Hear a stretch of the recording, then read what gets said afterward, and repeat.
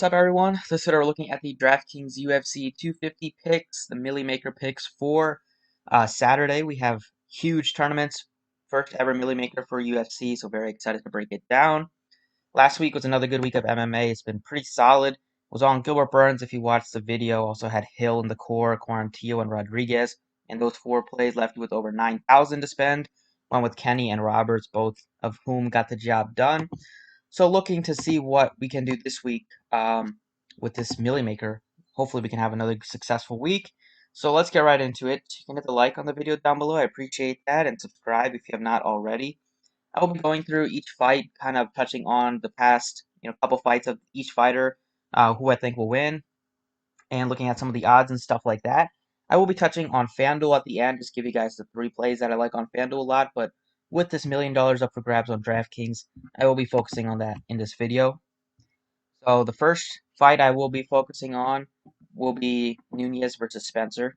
Nunes is a minus 650 favorite. She is 3-0 in her last three fights, with two TKO victories, or one TKO victory and one knockout, both in round one. In two out of her last three fights, Spencer is 2-1 in her last three. She has a TKO and a submission, both of which came in the first round. So we could be looking at a pretty quick finish here. I do not think this will go the distance, which means that usually, if it goes a distance, then there will be a lot of significant strikes thrown, especially in the main event. But I do think that this fight will be finished by round two or three. So Nunez should be the guy that you're looking, or the girl that you're looking to target. Obviously, I have been on the underdog the last three UFC events, but this is definitely not a spot where I will be touching Spencer. So play Nunez if you want, but I don't think she's a must play just because she is the most expensive fighter, and there are plenty of other fighters that can match her fantasy score, and they come at cheaper prices and they come at cheaper ownership. So especially in the Millie Maker, where she probably will be like plus 50, 60% owned. If you can go with O'Malley, who scores more fantasy points at lower ownership, you're going to be sitting pretty good. So I think Nunez is a very good play, but not a must play. The next fight I will be touching on is Rafael Assuncao versus Cody Garbrandt. Garbrandt is a minus 145 favorite. He's 0-3 in his last three fights, two of which have come against TJ Dillashaw, one of the best bantamweight fighters of all time. So it's not like he is losing to very poor competition. He's facing very tough competition. Faced Dillashaw, got knocked out in all three of his fights, but Dillashaw is a very good fighter. And then he also got knocked out versus Pedro Munoz in the first round. I do think he will get back and win. Assuncao has looked pretty solid recently.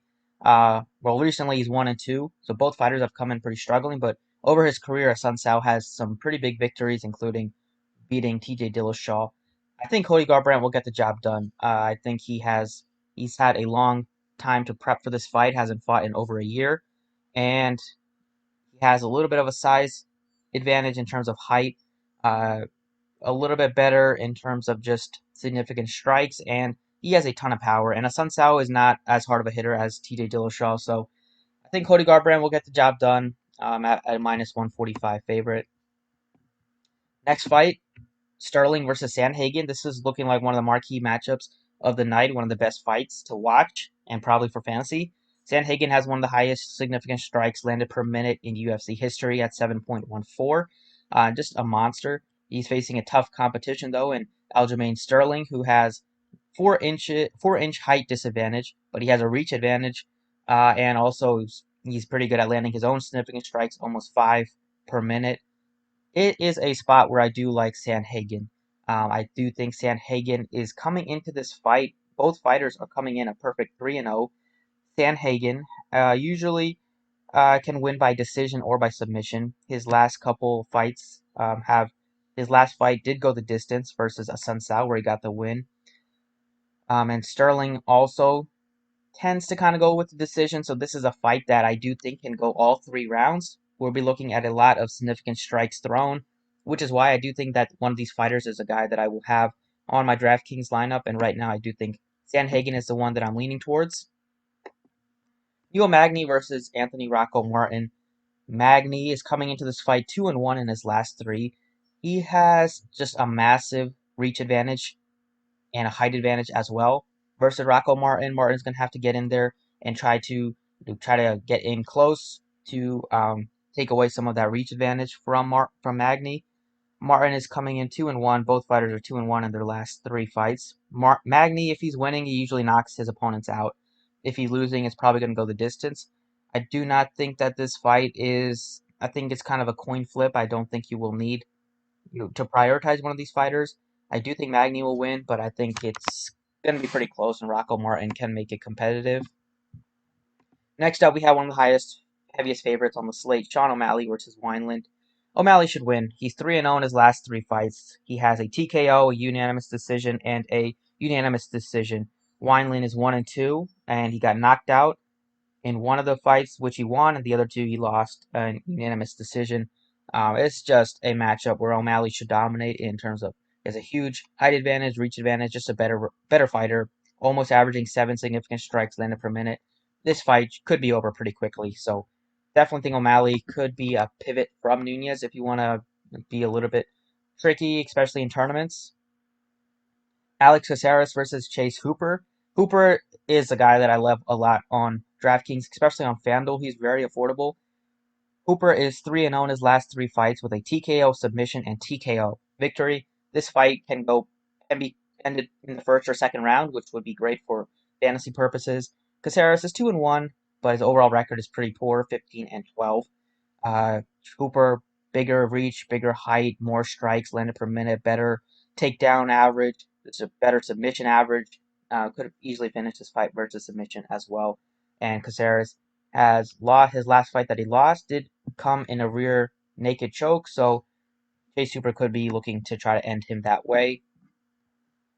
Heinich is not in this event anymore, so Mearshart should win. He is a heavy favorite. He's facing Ivy, so kind of skip that fight for now. Cody Stamann versus Brian Kelleher. Kelleher is coming into this fight looking pretty good with 2 victories already in 2020. And Stamann is 1-1-1. He got the draw versus Song Yadong, but by all accounts, it looked like he should have had that victory. I do think that Stamann will win, but Stamann is not the guy that tends to put up a huge fantasy score because he likes to take his opponents down. It's a spot where he might have a little bit of trouble taking Kelleher down many times just because they're both pretty similar in terms of height and weight, and he has a little bit of disadvantage in terms of reach. I do like Stamann, but on DraftKings he's pretty expensive. I do not think that I will be prioritizing him at all on DraftKings. Even on FanDuel, he's pretty expensive. Charles Byrd versus Maki Patolino. Patolino is looking decent. He is 2-1 in his last 3 fights.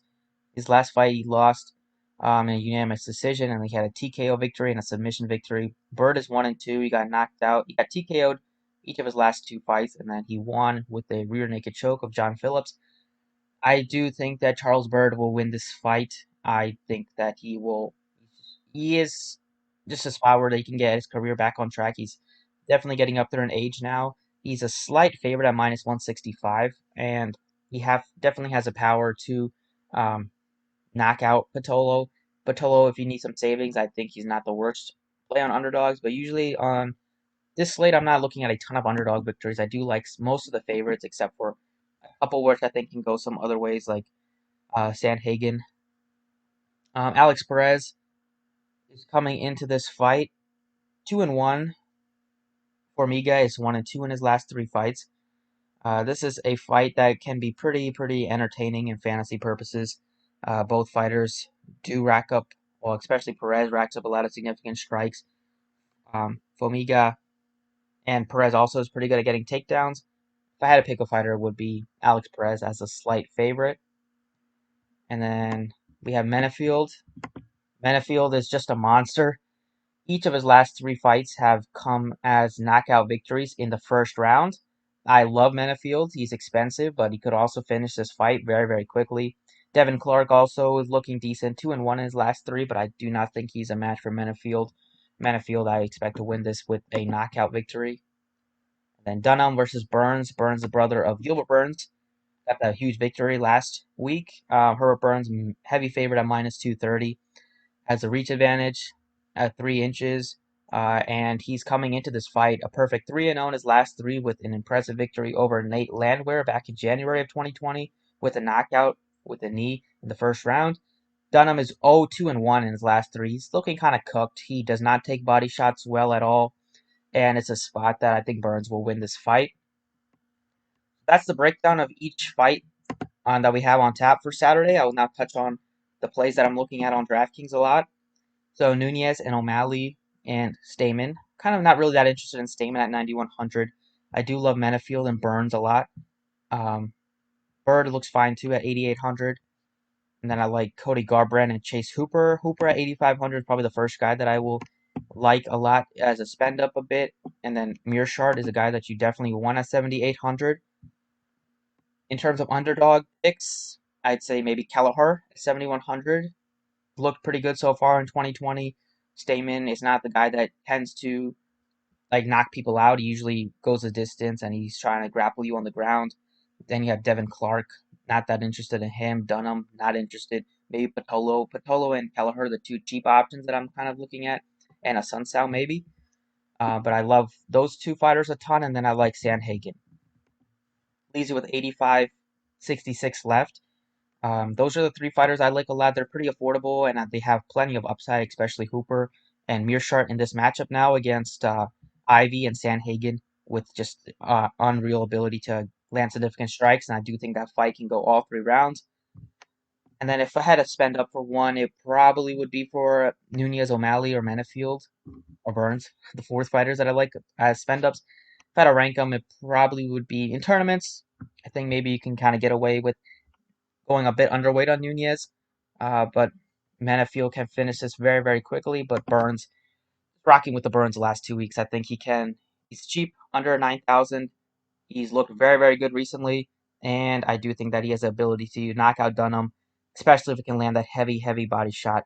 His last three victories have been a knockout versus Nate Landwehr in the first round, submission versus Derek Minor in the first round, and a submission in the first round of Luis Gomez. So this fight can be over in the first round as well. Dunham's looked terrible recently. Burns is definitely looking like a guy that you will want.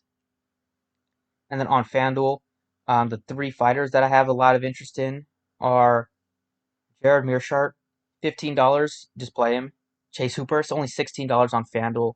Definitely want to play him. And then Herbert Burns, $18, also very affordable. So Hooper, Mearshart, and Burns are the three guys that I like a lot on FanDuel.